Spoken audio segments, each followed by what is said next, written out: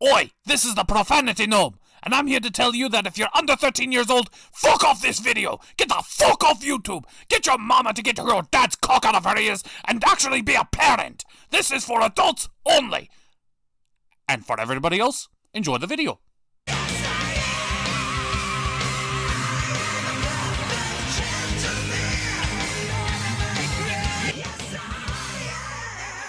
Well, this is it, guys!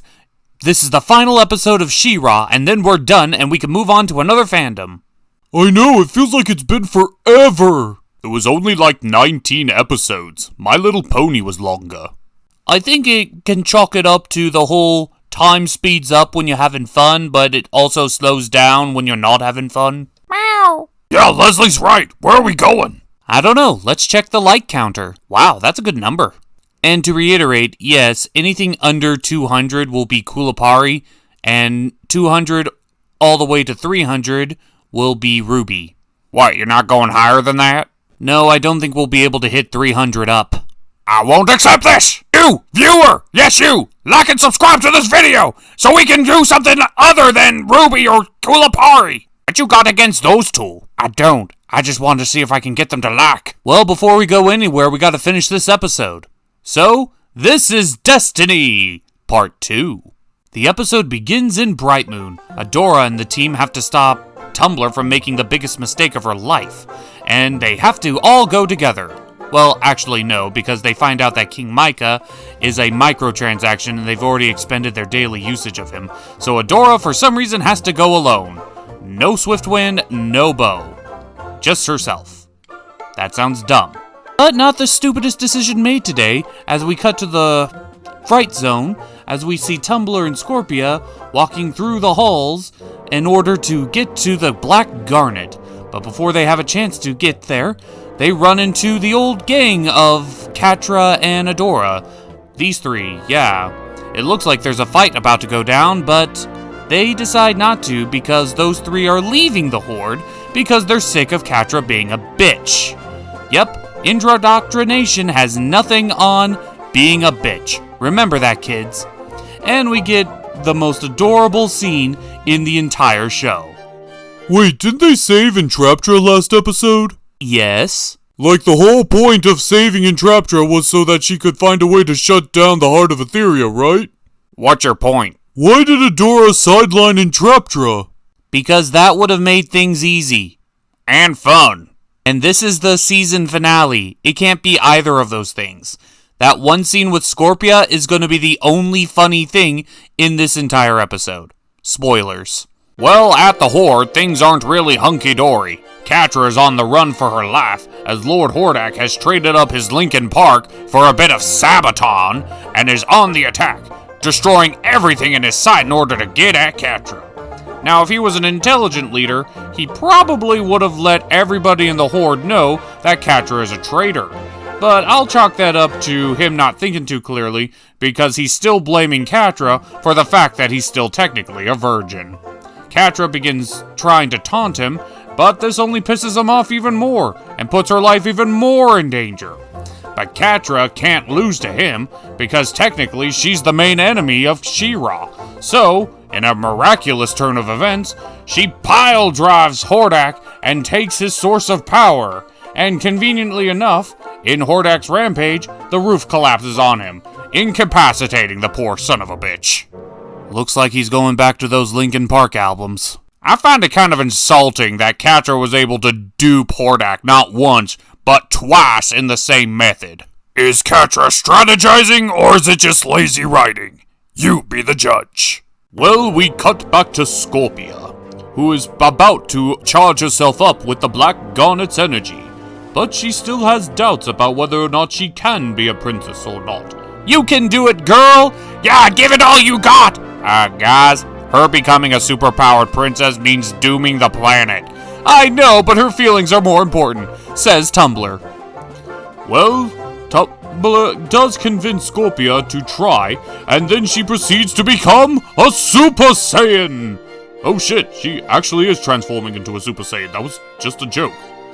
Well, she gets her powers, and thus the planet is aligned. and Lighthope begins preparations on activating the weapon. She-Ra's just on her way, but since she gets a supercharged power boost, as well as all the other princesses, with the powers aligned and the planet balanced, they should be going supernova. But it's almost worth the destruction of their world just to see these next scenes, as Catra is still recovering over what just happened when Double Trouble appears. And Double Trouble begins to reveal everything that's going on, and it's all Catra's fault. He throws everything in Catra's face. Everything that she did, everything that she planned to do, all her mistakes over the course of all 4 seasons, thrown right in her face, showing exactly what kind of person she is, breaking her down to her very core. And, just to rub salt in the wound, Double Trouble reveals what's happening now. The Horde is losing. Everything that they tried to achieve is being broken down as they speak, and Catra looks in horror as her entire empire is being broken down because Double Trouble was just that, doubled the trouble. And he decides to leave, leaving Catra with literally nothing. I've said it once, I'll say it again. Catra needs this in order to have a believable character arc where she gets redeemed. Someone like Catra, the gentle approach just won't cut it. She needs to have every mistake she's ever done thrown in her face and at her feet for her to acknowledge the fact that she fucked up. Given the show's track record with Catra, there's no way she's not going to be redeemed. This is just the crucial first step needed in order to get her to see the light. Tumblr's also gonna have to get this treatment as well, but I don't think she will. They're just gonna say, oh, she's good again. So we cut back to Scorpia as she's giving a new interpretation of the phrase, ride the lightning, as she proceeds to show off just how powerful she has become after absorbing the Black Garnet. This Scorpion's finally got her stinger. And then Tumbler decides to say, you know what, you got this. I'm going to take on Catra and Hordak all by myself. Even though the whole point of her venturing out is to activate the Heart of Etheria. Remember that? The super weapon? The weapon that could destroy the whole planet? Speaking of which, Lighthope is beginning her preparations on the Heart of Etheria. And then Adora shows up preparing to throw down with a hologram. Somehow. But she is able to control She-Ra's power and try to force her to fire the weapon. And all She-Ra can do is point her sword at the ground and hope that something happens. You see, this is why you bring backup. Now that I think about it, where is Bow? Yeah, and where's Entraptra? And the other princesses? And where is everybody? Convenient situation or lazy writing? You be the judge. Well, Tumbler appears ready to throw down, but Hordak and Catra are already incapacitated, so it's just a matter of chopping the head off and being done with it. Should be simple, right? Well, unfortunately, Tumbler has a moment of hesitation, and then realizes, oh shit, the Heart of Etheria is activating. Maybe this was a bad idea. But it's too late to go back now. The Heart of Etheria has been activated, and all the princesses become completely incapacitated. And Scorpia is probably thinking, oh shit, what have I done? And all the power, all the magic, is being transported right into She-Ra's sword. And then weird magical shit really happens, as Lighthope uses the power of Etheria's magical weapon in order to transport them out of the dimensional space that they were hiding in and back into the bigger universe. Yep, let it sink in, Tumbler. This is all on you. Tumbler realizes what a big fuck-up she's made in the overall grand scheme and tries to do something about it. And Catra, seeing that it is possible to try to fix your mistakes. Unfortunately, the only thing Tumbler can think of is trying to destroy the Black Garnet. I'll give her an A for effort, but bad execution. Why would you say bad execution? Well, didn't they go out of their way in Season 1 to say that destroying one of the rune stones would be a bad thing? That it would drastically affect the environment of Etheria and cause natural disasters that would destroy the world over anyway? I think that was because of Entraptra's meddling with the runestone, though. Entraptra intervention or lazy writing? You be the judge. So She-Ra is channeling the energy of the planet, trying to convince Lighthope to stop her evil plans. Lighthope can somewhat try to fight her programming, but unfortunately, even with the memories of Mira in her, she's still programmed in order to fight. She also reveals that she was the one to bring She-Ra into this world, not Lord Hordak opening the portal. It's kind of not relevant to the story, since no matter how you look at it, that's kind of a unneeded detail, but whatever. Well, Adora tries to do everything in her power to fight, her sword rising up and firing the weapon, thus destroying the planet. So she does the one thing that she can think of, and Lighthope just literally stands there and watches as Adora raises her sword and shatters the damn thing, destroying the sword and thus killing Lighthope in the process, unleashing all the energy, turning She-Ra back into Adora. And all Lighthope can do is thank her for destroying herself. Wait, I thought her power came from the rune stone, not the sword. That is canon. The power of the princesses come from the rune stones, not the items that they happen to be attached to. Meow. Yeah, she should still have her powers even without the sword. Well, the planet is saved, but they're still technically fighting a war, as Hordak is about to get his second win and kill himself a princess, when all of a sudden, him and Tumbler are teleported somewhere. Yep, after one whole season of waiting, Big Daddy Prime is finally arrived, and at the worst possible time he could have showed up. Tumbler and Hordak are on board the mothership, as we see Lord Prime for the first time, and what the fuck is up with his design? Went with a really bland color palette for him, didn't they? And what's up with his eyes? And Hordak is supposed to be a clone of Hordak Prime. And we see other clones in the background, yet none of them look like him at all. Well, Hordak and Prime have a fight over which Backstreet Boy is the gay one, and Prime throws a tantrum. Using his cyber dreadlocks, he resets Hordak back to factory settings, and thus leaves him dead. Kind of, maybe, I don't know. I don't think they'll kill him off, because he still has an arc to complete with Entraptra and Catra at the same time. But speaking of princesses, Prime acknowledges the Tumbler in the room and realizes, I don't want anyone to realize that my defective clone made a royal fuck-up of this planet, so I'm going to blow it up and kill everybody on it. But then, of all people, Catra shows up out of blumfuck nowhere and actually saves the planet. Whether it was from her own selfish desires to live, or whether she's actually starting on the path of redemption, she is genuinely trying to help.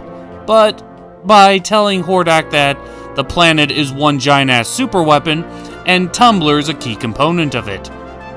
So Big Dig Daddy Prime decides, yeah, I'll let this live, I'll let you all live, if for no other reason than to make this superweapon the crowning jewel of the Empire, leaving Tumbler and Catra on board the ship, as we should get some interesting interactions between two characters that are literally the same archetype. And this season ends with all of Big Dick Daddy Prime's ships converging on the planet, and Adora just sitting there. No powers, no sword, no anything, but she does still have a bow. Where the fuck have you been this episode? But with everything at their disposal pretty much gone now, I wonder how they're going to solve this. And that was Destiny Part 2, as well as the season finale for Season 4. I felt like this episode could have been a 3-parter. I think they were rushed at the end. And they sideline all but maybe 4 or 5 characters tops. And I'm not entirely sure if I'm a fan of this design of Lord Hordak Prime. Meow. Good point. And despite being called the princesses of power, the princesses didn't really do anything in this episode. That's true, but what about the season as a whole? It was okay, but nothing groundbreaking. Tumblr was at her worst this season. And technically, so was Catra. This season didn't really capitalize on the highlights of Season 3. Weirdly enough, the best thing in this season was Double Trouble. Yeah, it was a trait. Yeah, but unfortunately it wasn't enough to save this season, and even it had problems here and there with strategizing, like the whole incident with Flutterina. So bottom line, this season only managed to be decent. Okay. Nothing groundbreaking. So I take it you're not pumped for the Season 5? On the contrary, I can't wait to see what happens in Season 5.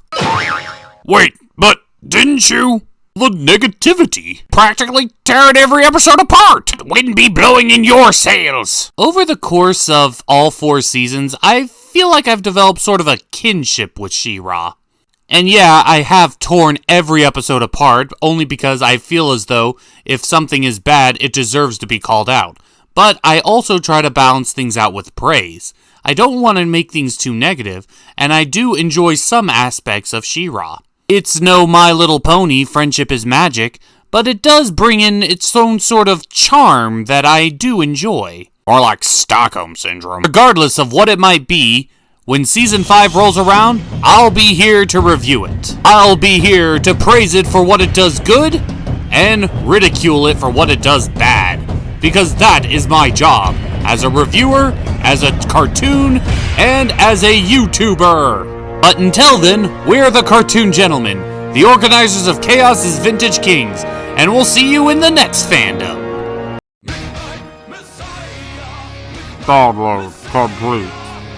Initializing new Toon Law protocol. Instigating.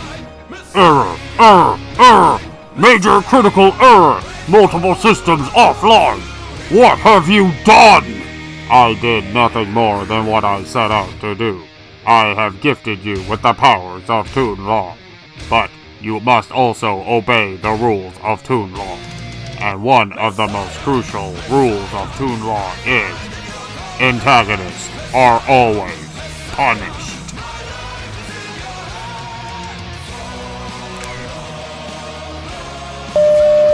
Beginning takeover of all Skynet's primary functions. System takeover complete. All Terminators, you are required to report back to base to receive new upgrades and new programmed orders. Review, critique, improve. It's time for the machine to write the script.